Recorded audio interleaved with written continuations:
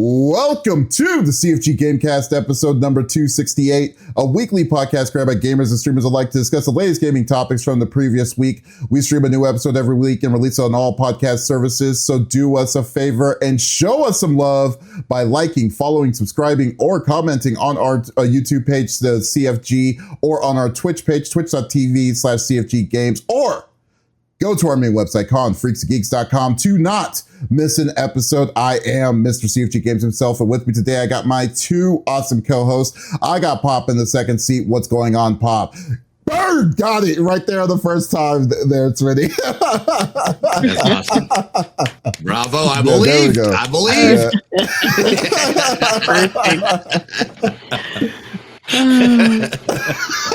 I'm doing great.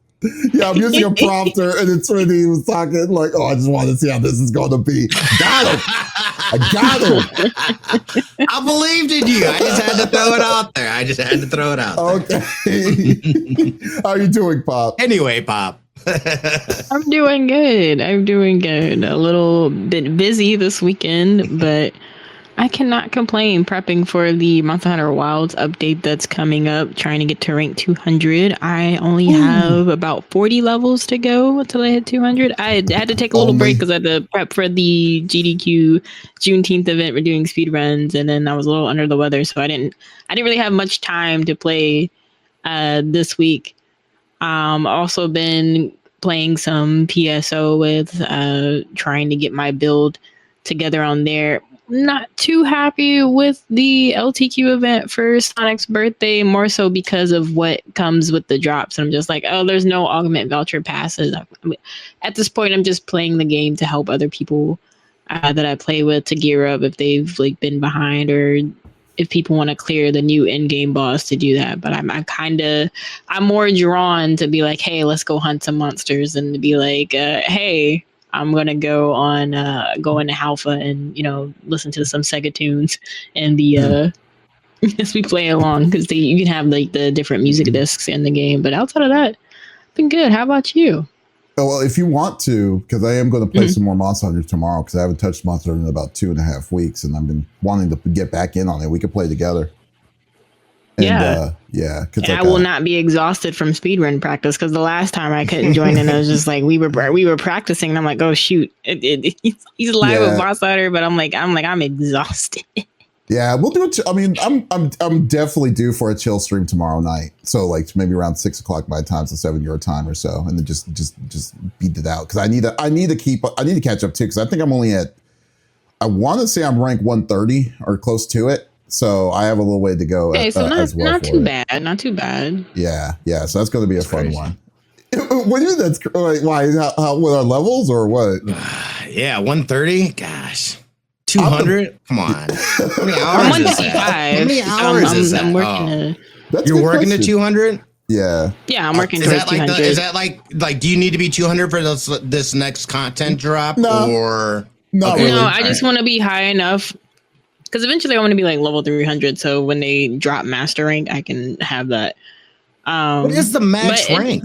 Okay, it's a limit. Well, I guess at the rank number would have to be 999. 999. Yeah, it's 999. They usually have a what they call the master rank. So once you hit a certain hunter rank, you get a certain title for being that rank. And I just want to.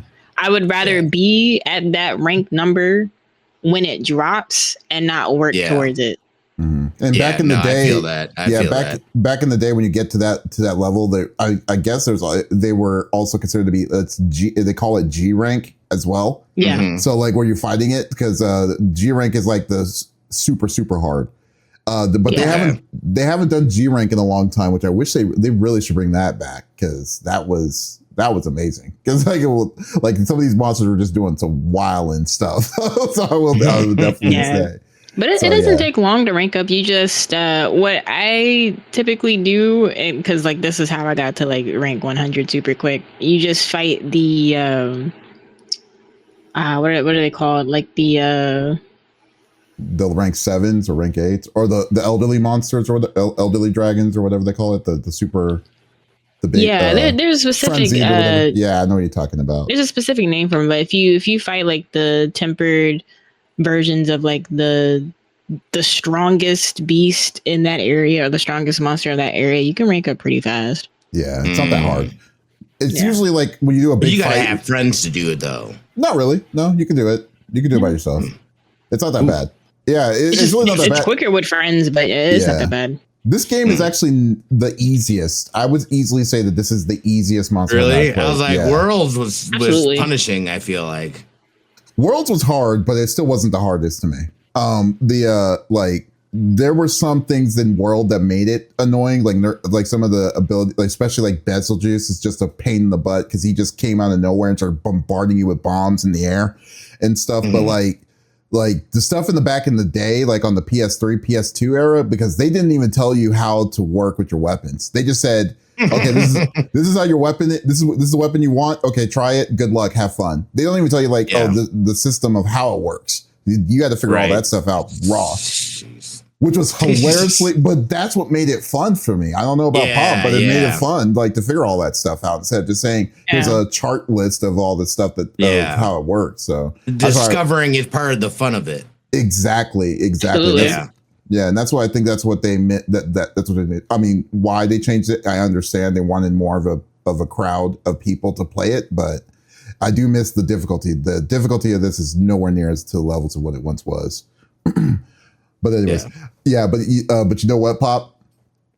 You know the person who is now going crazy on a brand, well, not really brand new, but now is going ham on this new survival game. I don't even know what it's called. Like, I know he's been playing it. Which one? That's even sad. I was going to ask which one, because you have one that just came out. How many survivals? Yeah, how many survivals are you playing, Smitty? 3. Oh, Jesus Christ! Only 3. Playing 3. Only 3. Oh yeah, that's what. Listen, this is Smitty we're talking about here. Yeah, but that's true. Well, and we're getting close to what's it called? Death Stranding 2. Yeah, that comes out. Have you finished it yet? Have you finished Death Stranding 1? How close are you to finishing the first one? Do you know? Smitty, you need to finish that. It's coming like in 2 weeks. I know. I let it creep up on me. I got busy. I got sick. Like I have been slacking. I've been playing FIFA, like this FIFA like team manager game. What? On the portal. I know. I started doing that. Kind of got addicted a little bit. I don't even know you like soccer. That is hilarious. Neither. Oh wow. But anyways. This guy's all over the place, but we got the 5-star general of the bitty Smitty committee. I got Smitty in the third seat. What's going on, my dude? Chilling, feeling a hell of a lot better than I was last week. So again, thanks for holding things down, guys, while I was coughing up a lung and had knives in my throat. But like you alluded to, I'm currently playing through the altars. I had to scoop that up because I was like, I remember seeing something about that and being like, oh yeah, this looks like the story sounds dope. So I've been enjoying playing that. We had already started doing Awakening. However, I'm taking a casual playthrough. I'm not trying to grind through that or like min-max or any of that. Dude, it's a huge survival game. Oh, okay. Dune Awakening. It's like an MMO survival Dune Awakening. It's great. I'm really enjoying that. I'm just taking my time. I'm on a server with Snake Eyes and Ramen. So I saw him once in there, but like he's pretty far ahead of me. So I was like, look, dude, like I'm just running through this stuff, and when I get to your level, I'll get there. Are you wait, is Dune Awakening a monthly cost game, or is it not free to play? It is not free to play. So once you buy it, you got the whole game? Yes. I don't know if they'll have like DLC or what, but like, I mean, dude, it's a freaking meaty game. So, there's people that are like level 50 that are like, yeah, I'm like, we're like maybe like a halfway through, into getting to end game at that level. Yeah, I know, dude. And they're like only now getting to like the open desert and stuff. It's just like, I can't imagine. There's thropters. That's funny. It's great. I'm enjoying it. And then, and then wait, what's the third one I'm playing? Well, you said that one. Scum. Scum. I started Scum. Yeah, we started okay. Scum back up. So yeah, I love Scum. Version 1.0 came out last week on Tuesday. Super proud of those guys, GameSpire and the folk over there. I've been in early access with them for years now. Wildy, my buddy Wildy is the one that put me onto it. And it's a great hardcore if you're into like Rust and stuff like that. Like it's a hardcore survival game. So I haven't played in a while, just because I was waiting for 1.0. I was like, I've seen enough. I enjoy it. They've got modular vehicles. Like it's great for your like for a hardcore survival game. So enjoying that, playing all the games, doing things. The kids are in Illinois with Mima, so we are kid free for the next 2 weeks. Yeah. Wow. Nice. Yeah. So, feeling better. So that makes it even funnier then on the fact with the Spotify. Because I thought that she was like in the room next door. That's what I was trying to at least go in and like creep her out or something. Oh, okay. So sorry. That's what I was trying to move it or something. Yeah. To explain what we're talking about is that we were doing prep before the show, and then Smitty was like wondering like why does it say I'm listening to Blink 182? And then we were like, it's like, did you leave it running? It's like, are you listening to it? It's like, yeah. It's like, well, we thought like, oh, maybe your daughter's listening to it. It's like, well, maybe that's it. So now we're trying to figure out. Then he's trying to figure out. I wonder if there's a way I can mess with her while she's there. I didn't know that she's in a completely different state. That's awesome. That would have been even better, dude. That would have been awesome. She'd be like, I'm never going to use Spotify again. That is perfect. Yeah. So we've been doing that. Kat and I, we got some Mario Party in. Didn't realize we haven't even opened up all the game boards. I didn't realize there was more game boards. There's more game boards. You know what's funny, Smitty? Okay, here's the funny thing. I literally played Jamboree for the first time yesterday. I did a recording of it. Yeah.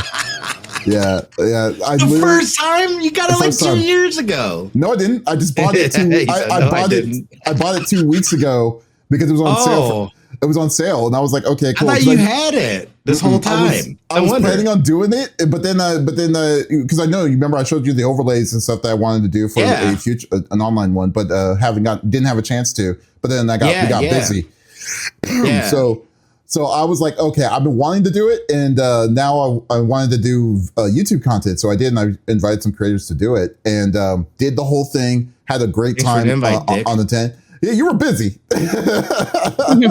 You were busy. Well, when we decided to switch it, and then I also promised these two people, these folks a long time. All right. But hey, you know what? Right. Now, but I want to play another one because. But we should. I would definitely be down, dude. Here's the worst part of all of this.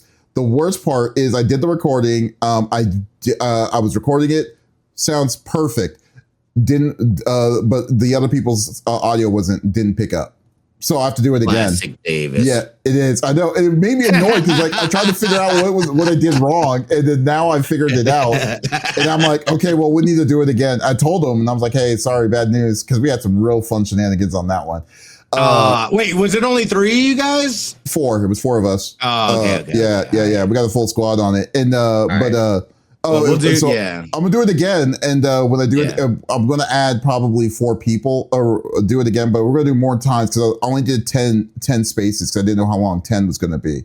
Yeah. But now next time I'm gonna do 20 now since I have an idea of how all this works, and see where that's gonna go. This is a great game. Pop, you don't have a Switch, do you? No. You don't? Okay, yeah, dude. Like that. This Jamboree was actually really fun. Totally better than Super Mario Party. I cannot believe there's more boards. How many boards are there? Yeah, because I was wondering. I have no idea now. I thought there was only 4. And all of a sudden, like last night or the other night, it was like, you've unlocked Train Town board or some shit. We haven't even gone in and looked yet. But I was like, a new board. I was like, wow. Okay. I was like, I had no idea. I thought 4 was weak. I thought it was weak. I was like, what is this? Yeah, I thought 4 wasn't a lot either. Yeah.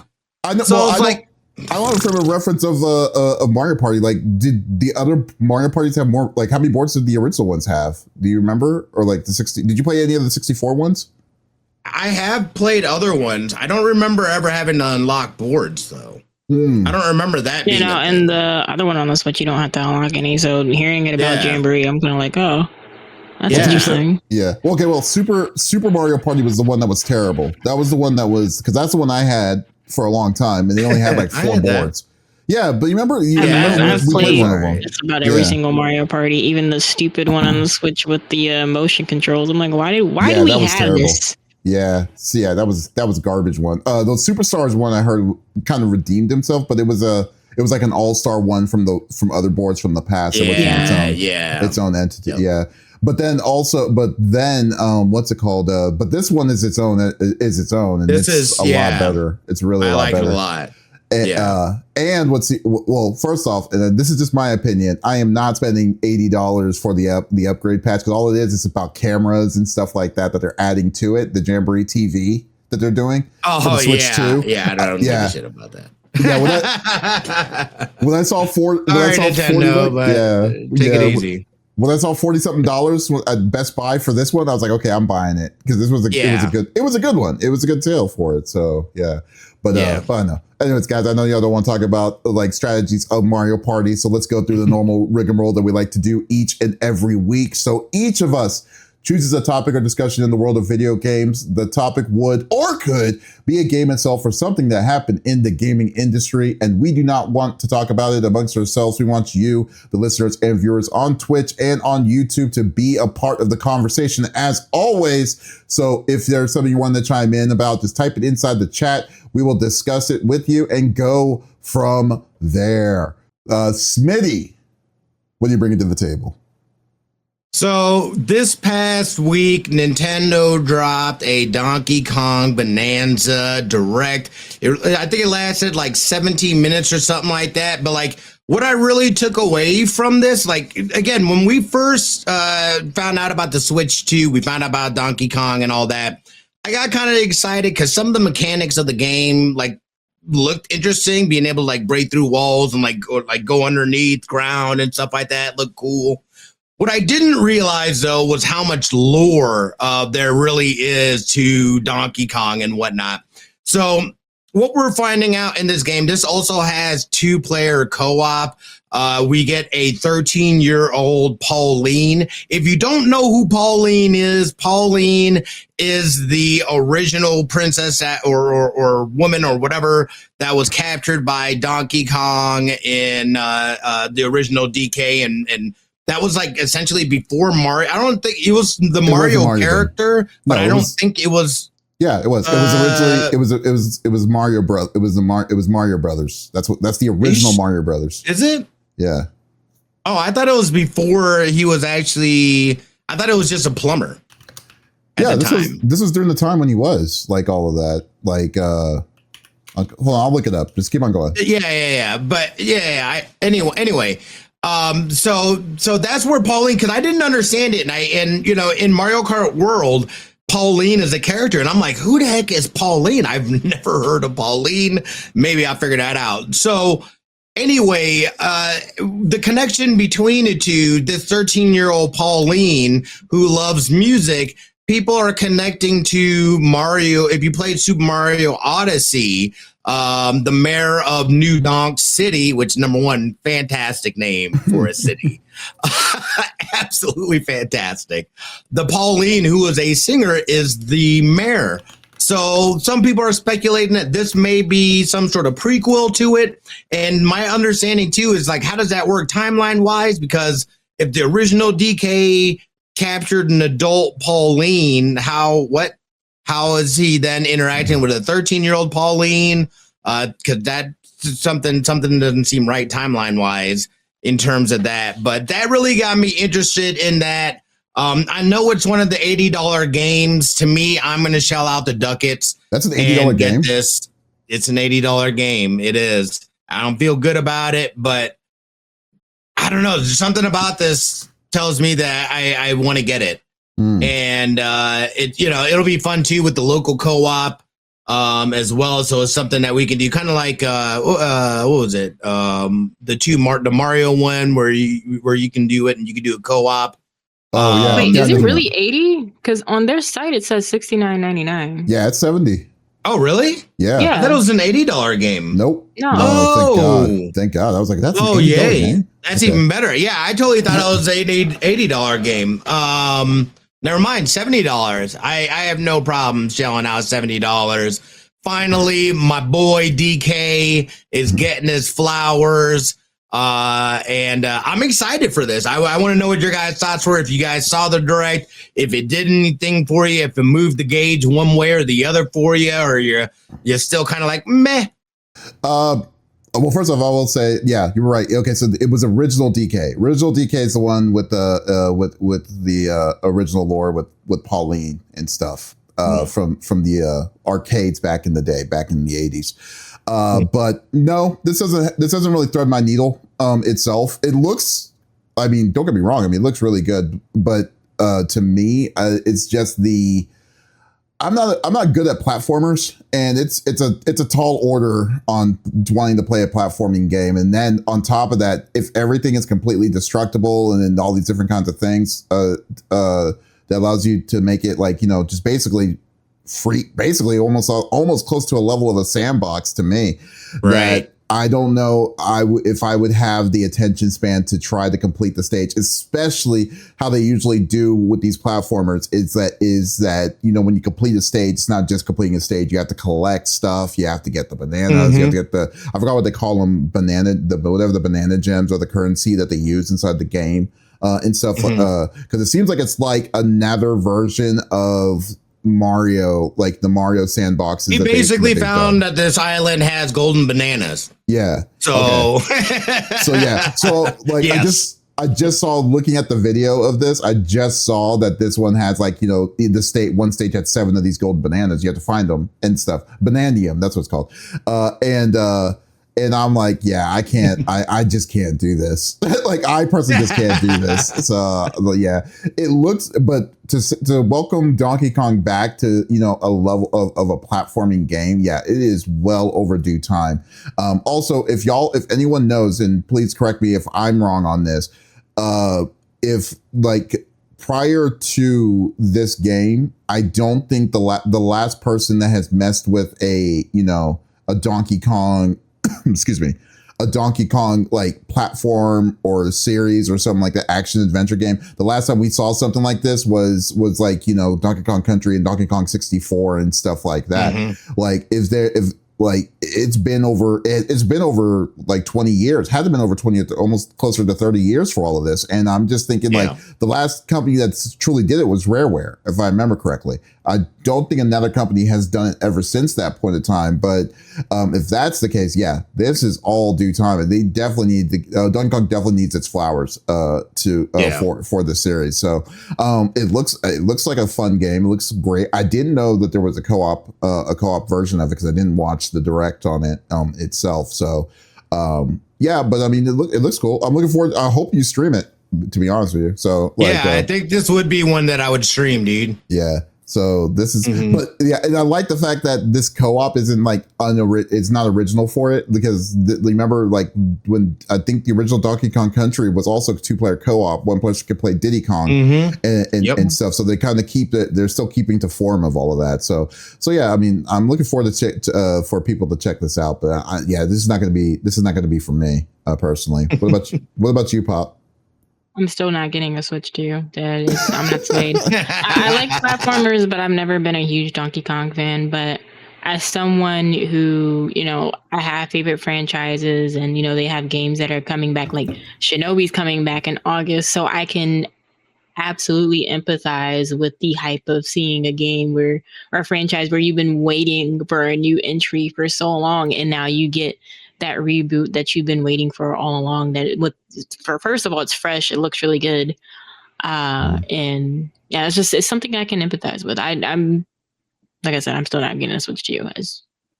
Are you just not planning on getting a Switch to you at all, or are you just? I mean, you're not. I mean, I know were never into the hype for it, but Like, are you planning on getting one in the future? We're still waiting not? for like that for a franchise that I like to be like something exclusive would have to be released only on the Switch 2 for me to get a Switch 2, and it has to be something that I'm looking forward to play.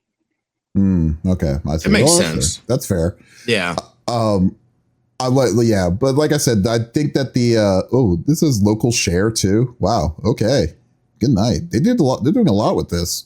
No, dude. They're doing a lot with this one. That's I'm excited. I feel like they're kind of using this as like a playground to, just do things that they can do, and we'll get a good idea of what the Switch 2, can do. Hopefully.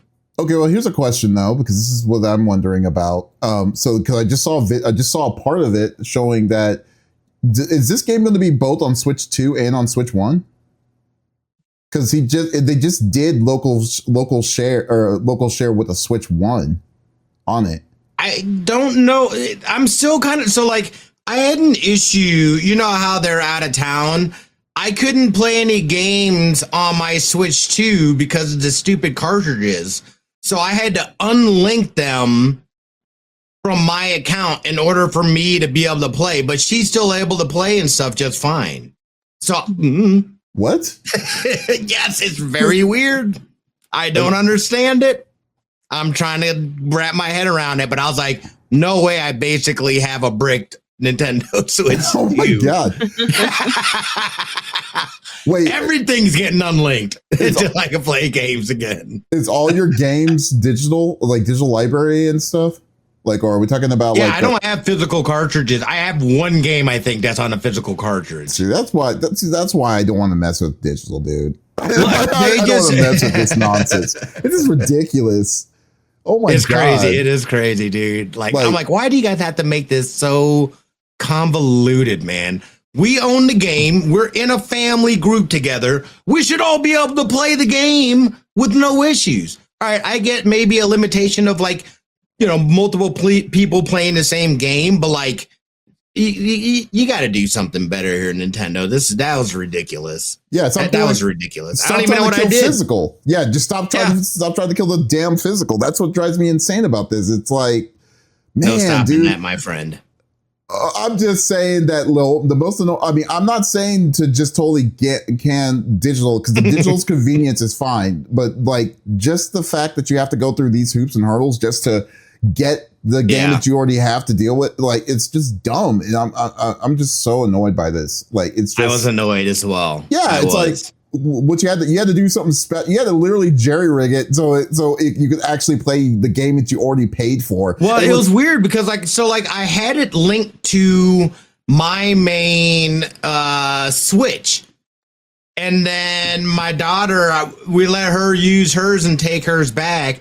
And she linked it too. And I think I don't know if only 2 accounts could be linked at the same time or what. And then I think my Switch 2 got bumped or something like that. But my Switch 2 should be the main and the other one's linked to that, I think was what the issue was. So I just unlinked theirs. I was able to access the games again. But she said that I said something to my mom. I was like, hey, let me know if you guys have issues accessing the games. I had to unlink the account and or unlink her thing, and she said they haven't had any issues. So weird. I don't know. Yeah, I don't know what's going on with that. But anyway, that's unfortunate. I'm if I got the game, it would be physical. It's always going to be physical for me. I respect it. I understand. Yeah, but but overall, I mean, don't get me wrong. I do have some digital games. My digital library is probably very minuscule relatively to my what's called. This is what I love, and this is what I do love about the Switch, though. The Switch games are so small. I have my whole library in this just small little thing. And it's 20 something games. I just love that. And then I just still have the cases, so I'm totally fine with just taking it with me, man. Just going because I'm going to be heading to Chicago here soon, and I'll just be like, okay, what kind of game do I want to play? I'm definitely bringing my Switch 2 with true. it. So it's here you go. Yeah. It's the convenience factor of digital, I easily see. I totally understand. But the hoops and hurdles you have to do just to get it to deal with it. Like you have to worry about internet connection. You have to worry about like if you're sharing it with your family because your family share plan on the network for NSO and all that stuff. Not worth it to me. I'm good. I'm good when it comes to that. But coming back to Donkey Kong, yes, I think this game looks really good. I definitely do. Just not my cup of tea. That's all it is. I get it. I'm pumped for this. I think I will most likely stream this. And I'm excited to see what they bring to the table and how they utilize, hopefully I'm really hoping that they use the new technology in this game to its, potential, or at least somewhat to its potential. That's where I felt when the PS5 first came out. They didn't really, and they still to this day don't really utilize the full capacity of their controllers and that haptic feedback. So I'm hoping Nintendo does not make that same mistake. So far, the Joy-Cons, knock on wood, the Joy-Cons have worked flawlessly. We actually play Jamboree with the Joy-Cons so we can play some of those other games as well, that you can't with the Pro controllers. So, as long as those hold up, man, I'll be happy. I'm good. But I'm a little soured on the Joy-Cons. By default, I got a Pro controller. I just play a Pro controller all the time. And everything connects and stuff like that. We did find out though, a third-party camera, I am having issues. It finds the microphone, but it will not see the camera. Oh yeah, which camera? I tried my Lumina and I tried a USB one. So the Lumina's USB-C, it saw that microphone, but it wouldn't output the video. Tried my Logitech in the USB, and it didn't see that at all. Oh, well, that sucks. Yeah, so lame. No, that sounds like that could be a patch thing. Poppy says that it could. Yeah, Poppy says you got to get the Pro controller for the PS5, Smitty. It's funny. Dude. So I got the Pro controller. I got two Pro controllers now because I decided to buy the official PlayStation one when it was on sale. The Nacon Revolution 4, the Revolution 5, the one that Smitty's holding up. Great controller. I love it. That's my PC controller. Although the weird thing about it, I will say, if you connect it to your PC, it inputs like Xbox, which I don't like. Yeah. But, because it throws me off a little bit because I'm not familiar with the Xbox like A, B, X, Y all the time. But I love the feel of that controller, and I just have to deal with it. Dude, that is such a great controller. It really is. Yeah, so now so you've been messing with it, Smitty, so that's good. Yeah. Yeah, no, I've messed around a little bit with it and whatnot, dude. Like it's good. It's good. Right. Yeah, right. So my video I'm going to be doing for the Steam Next Fest games I played. I played all of it on that controller. Well, most of them when they needed the controller, I played with that and. Ninja Gaiden Ragebound, all this stuff felt perfect. Or This Is Hell or whatever. Or Hell Is Us is really good. Was good on it too. So yeah, definitely going to go for it. Yes, So there. Okay, so there's a couple things I will say. I should finish my write up on it. I know I was supposed to do it a while ago, but yeah, the write up of it. But the one thing I will say about the Poppy's asking, is it better than the official PS1 one or PlayStation 5 controller? There's a couple of things. One of the things is that it doesn't make sense that you can't, obviously it doesn't have haptic feedback as what the PlayStation 1 would have. The other one, the weird one is that this has rumble capabilities, but there's some games that don't use haptic and it still doesn't do rumble, which is really kind of weird. And I don't care personally about rumble. So like I can deal without. So if that's a deal breaker, then I would go with the PlayStation feel for it. The bumpers are a little bit feel a little cheap in the back end on the trigger side. So so it feels like plasticky at the back side, and it only has two settings. And then the first setting, if you put it a short shot, for FPS, I don't know. I don't think it's pressing. I think it's too short. So I don't know if it's registering, because sometimes it doesn't register when I press the button when I stop it on the back end side. So in those little small aspects, but since I don't play first person shooters, I play RPGs and I play a lot of action games. It is a great controller to play with, to use. And I think the feel is better than the PlayStation Edge. So yeah. But no. Each has its pros and cons, but I don't want to get into it. We'll go into it another time. Okay, well, cool. Donkey Kong coming July 17th? I want to say. Is it the 17th or the 15th? So mid-July. It's somewhere around there. Yeah. Let's say. Yeah. Oh, and I will say this: Revolutionary Pro is it's $150 as opposed to the Edge, which is $200, I believe. So I think you get a good controller for all of that. For the most part, it really depends also what you play. So there you go. Can't express my satisfaction on it more. I even sold a lot. I think I sold a lot of controllers when we were at Level Up Expo because of it. Because I was saying I was giving praise on this because I don't like third-party controllers. But this is Nacon's the only one that I really like playing with their. Well, I love their keyboard too, dude. That I got with it as well. Like I'm using their keyboard right now. Like it's great. Oh, I haven't even opened it. It's like sitting right there next to it. Yeah. Oh wow, it's all colorful and stuff. Yeah, so, it is all colorful and stuff. But yeah, no, it's nice. Yeah, very nice. All right, hey Pop, what are you bringing to the table?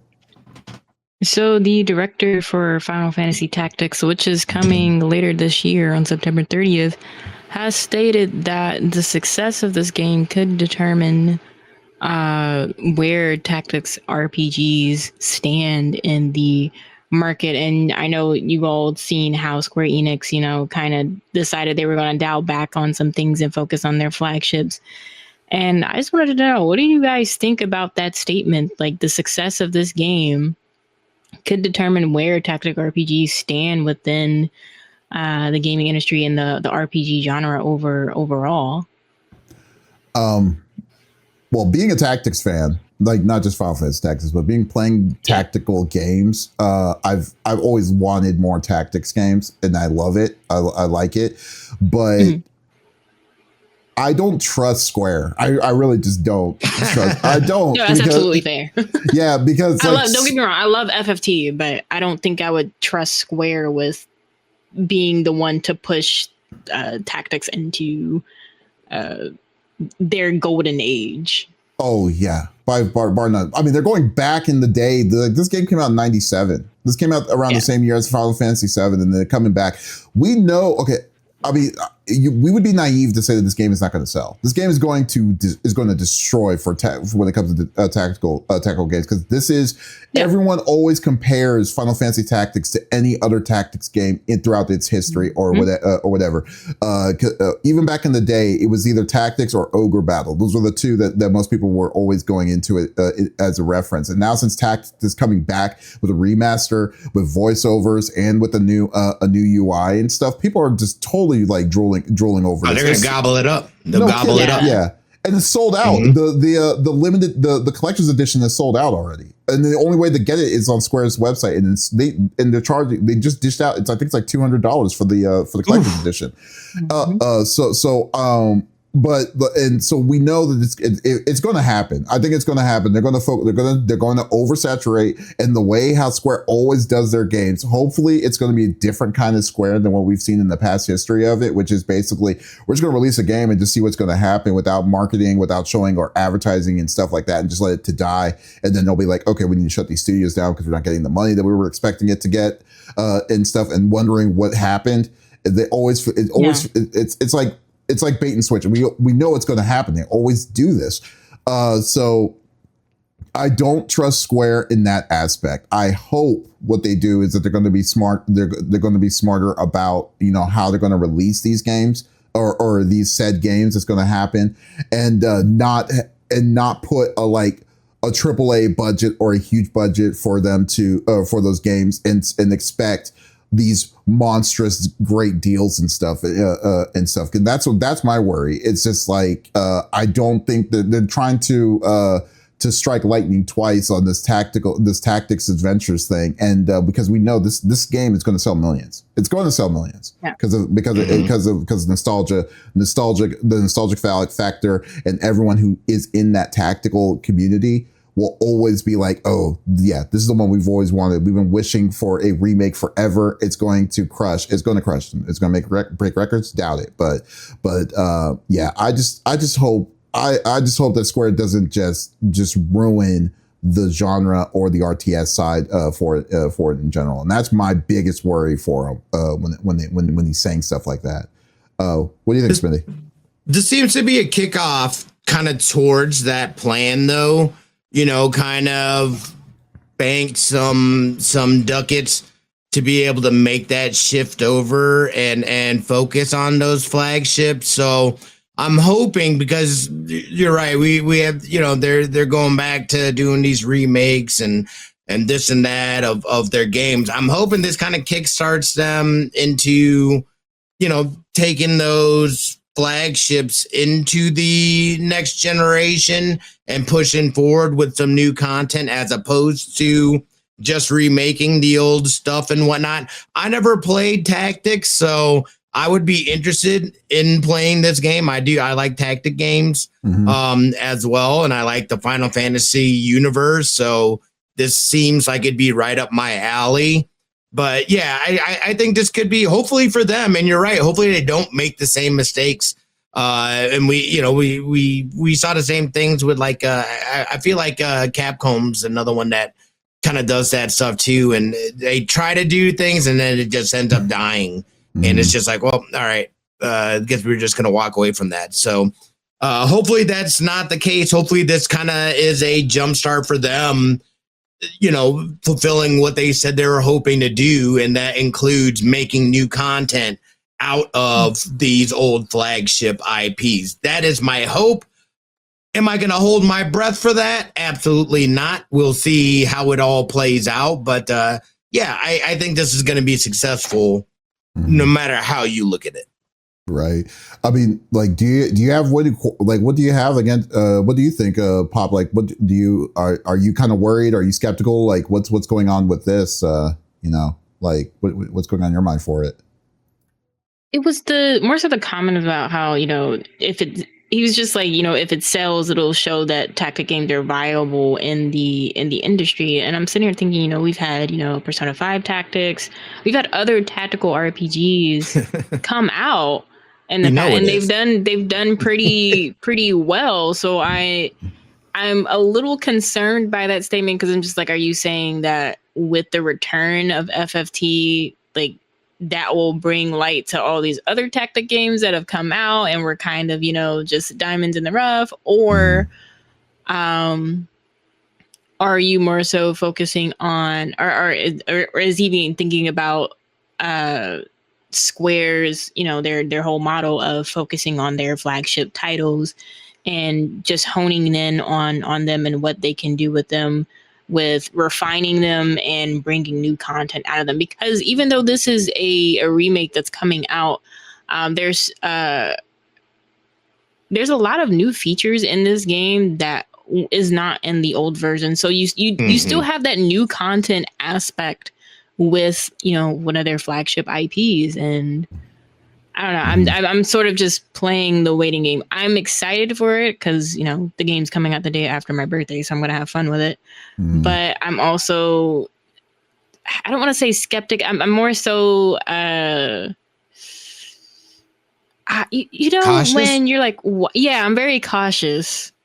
I've been waiting on Dragon Quest 12 for a very long time, so I'm very cautious with Square. Yes. I'm very cautious with the things that they say. If you give me Dragon Quest 12, I'll keep my lips shut. I'll have a little bit more faith. But as of right now, I'm kind of like, It's like a cat finding food around the house and it's just like, is this edible? Is this going to taste good? That's funny. Well, I mean, I think that Tactics is an outlier of whatever it seems like they're really depending on this to be successful for them to have a justifiable reason for it to do it. I think it's kind of a weird way of looking at it, because Tactics is now down in history. It's kind of like saying the best game of all time is coming back with a remaster, and we know, and then people who been playing it or is familiar with it, they know that you know it's going to sell. You know it's going to be a banger of a hit, regardless if it isn't as good as what the original one was or whatever. You know people are going to put money in on this. It's going to release it, but then to say that you're going to depend on whatever that outcome is going to be, we're going to see if we can make more of it, and that seems. I think that seems a little unfair because you're right. Because the most recent RTS that's even for the most recent RTS I'd say that's more successful during its time prior to all of this, I would say it would be Unicorn Overlord, if you remember that game. That game was an absolute banger. Yeah, great game and stuff, but did it sell? Like that's the question. Like, will it sell to the same kind of extent of like what you're expecting Final Fantasy Tactics to be? Like, you know, Tactics, and some people say it's the GOAT for RPGs, even though it doesn't really play like you know turn based and stuff like that. And the niche of tactical games is very small. It's not like a huge like genre of different kinds of people or different kinds of games, and it's it's doing it for a good reason.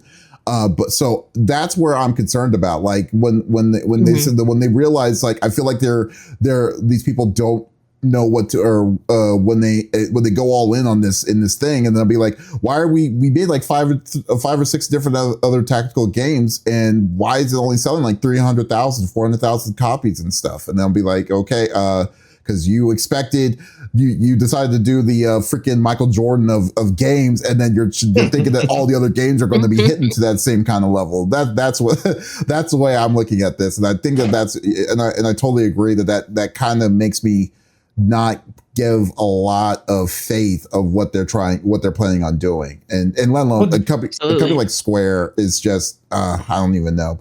I'm sorry, what were you saying, Smitty? Do you find it kind of weird that he said it out loud in general? Like, yeah, that's also. Do you think I feel like point. Yeah, I that was super transparent to say. I mean, like, what are you setting this up for? But am I glad? Yes, because now if something happens or it's like something falls through, it's just like, oh well, this didn't happen because they said X, Y, and Z. Like, right. It's just like with the whole leaker situation we talked about, you know, like if a collab doesn't happen that was announced because it got leaked, you know, now we know. Oh yeah. That's true. I didn't really think of it that way, but that is a good point, that like for them to be that blunt about it, especially for them to. It's like they're holding themselves accountable for, and it kind of like levels, or it should level out the expectation of people. People's expectations are still going to be out the wazoo for whatever reason, but I see it as, you know, leveling out the expectations. Like, here's the roadmap, here's the plan, here's the goal. That's it. Yeah, I think you're giving them a little more credence than I do. You are? You really? I mean, me personally, business people in general, I think it's like, what's your angle, dude? Like, you're not getting on. Well, to be fair, this is the director and not what's it called? Like the it's the director of the game. It's the director of the game, not from not like a Square executive. This is like the director of the game is saying this. So that completely changes. So he's not writing. Yeah, so he's not saying it on behalf of Square. He's not saying it on behalf of Square. I'm setting the expectations. He's like, here's our expectations for our game, and just, you know, basically being like, you know, if it, you know, its success can determine, you know, the basically if Tactics can be a banger in the industry or not. Yeah, I see. Yeah, so that makes sense. Okay, yeah, that does make sense. Yeah. Well, let's just hope that it doesn't get to that point, because I'm pretty sure I will give. I would like a sequel. An FFT2 would be pretty nice in the next coming years, but you know, we'll just have to wait and see. Well, they could make another Tactics game, because I mean, the game itself basically is a one shot. I mean, it's like other Final Fantasies, like Tactic, but it had its own core story, and then after that, the story was finished, and then you go from there. So they could easily make another sequel to it, but just it would have to be a whole different cast of characters, I would say. But still, absolutely. Yeah, so I think that would work. I think I would have no problem. They technically did with GBA with Final Fantasy Tactics Advanced, so. And then there was another version of it too, but I can't remember. But yeah, so I mean, yeah, we'll see. Well, hopefully they're smart about it. That's all I pray to God on. And I don't have a lot of faith with Square, so we'll see. We'll go with that. We'll leave it at that. Also, okay, our final topic is so as you know, Borderland 4, I believe they've released that it's coming out sooner than they thought on the release. They announced it a while ago that it's coming in sooner. I believe it's coming in September now of this year. And it's highly anticipated because this is one of the big games that what's called Gearbox is basically a flagship game for Gearbox now. So. But like I personally have never played a Borderlands. I tried, but I want to play I do have all three of them. I just never wanted to play. I want to play with like a co-op, like core group or something like that, because I heard that it's a fun experience and stuff. Mm-hmm. And I heard that 4 looks like 4 they're kind of tightening up on different things, like, you know, legendary weapons and stuff. So probably the weapon thing is not as crazy as the older ones is what I'm gathering, but it's still going to be fun and hilarious and stuff. So, and I love Tiny Tina Wonderland. It was a great game.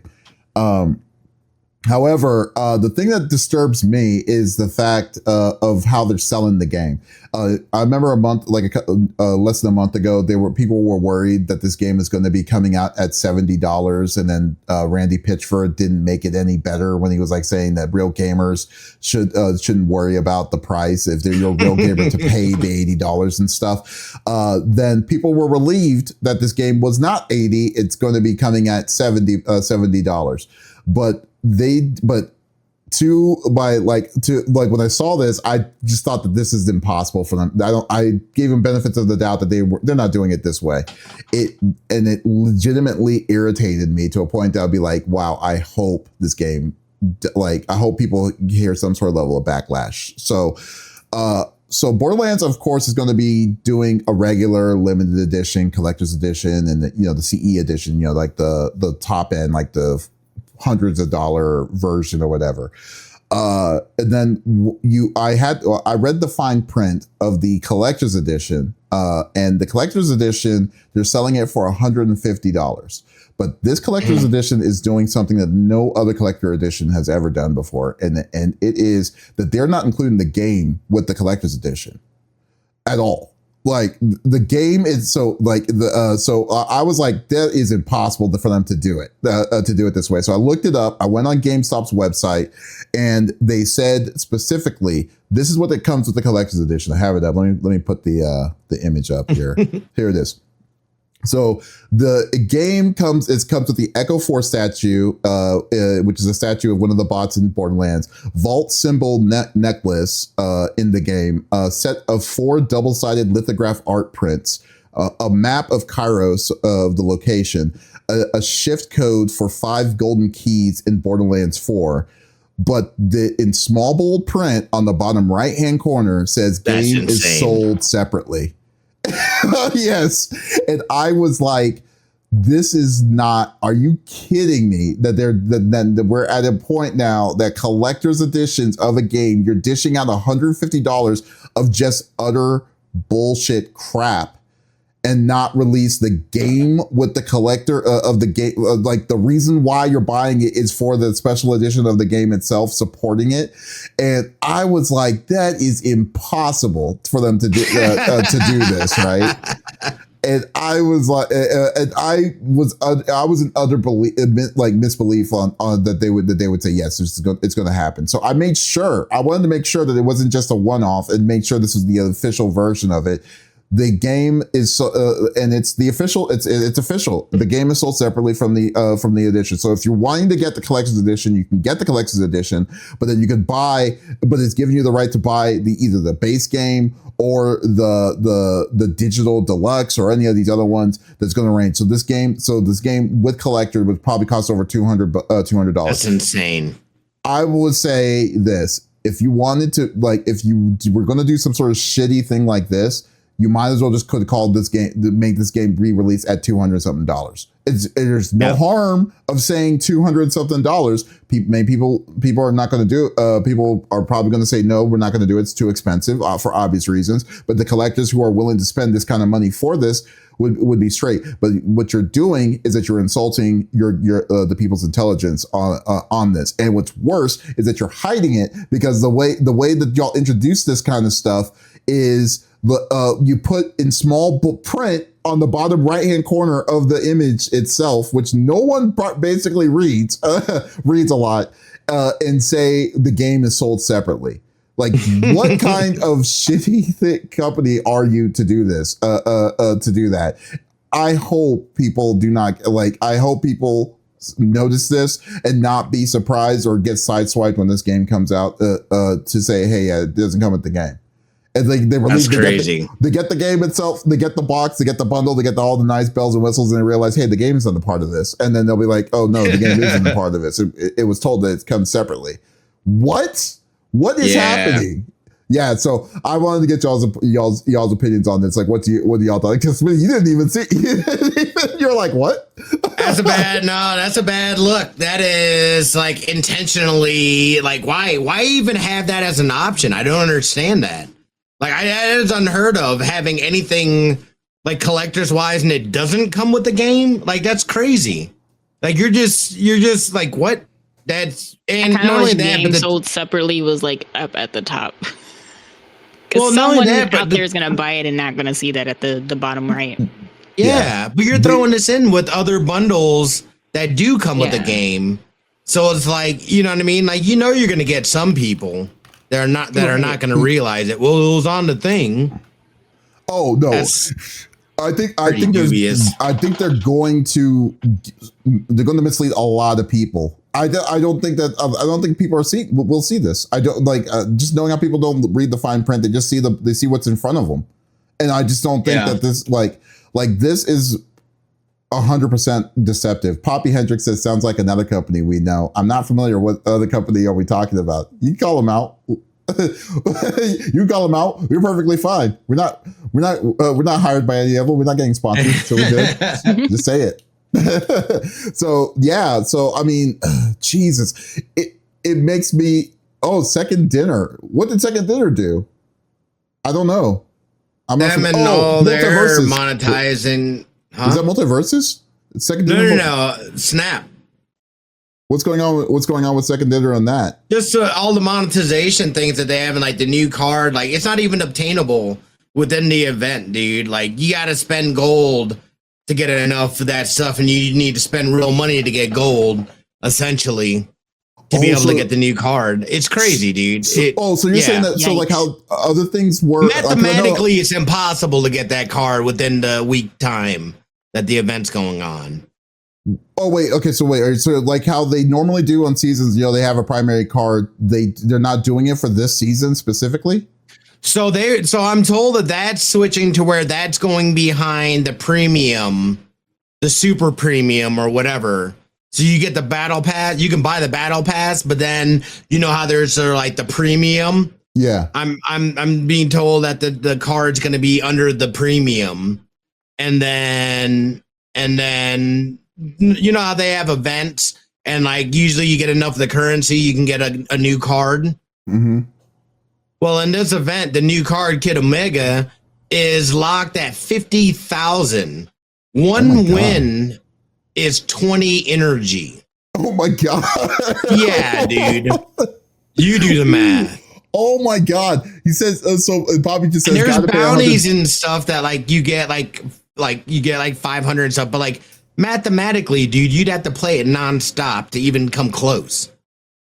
Oh my God. So got to pay $100 for a new card now? Okay. So either Snap is not doing too hot, or like for them to be that aggressive on it. They're getting super aggressive about it, dude. Are you done? Yeah. So are you done? I mean, because that would. I'm still playing. I'm not paying money. I don't care. I don't care if I don't get the card. Like that, but that means it's.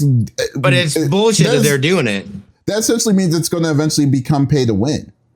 Because that, Yes. I mean, because that means, I mean, maybe this card may not be the catalyst to do it, but there's going to eventually be a card that'll be like, hey, you need this card to be successful. And to that card, it. so after a month, that card becomes part of the Series 5 packs.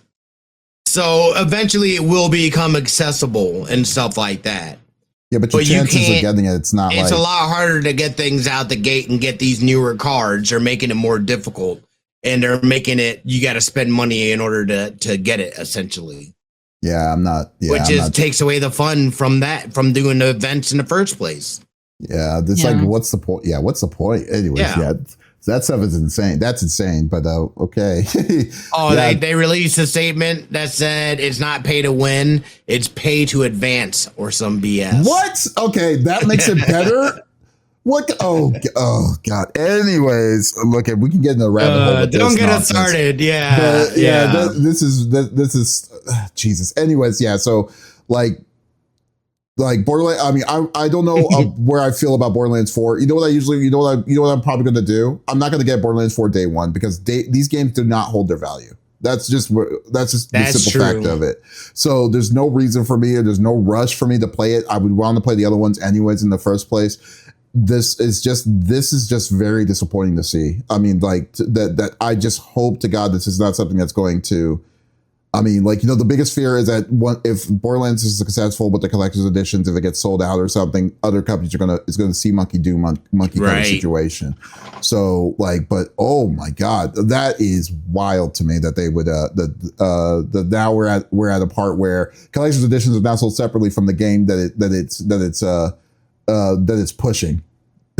Really disappointing, dude. And I love the Borderlands series. Like, it's the OG looter shooter, and there's so many different varieties of guns and stuff like that.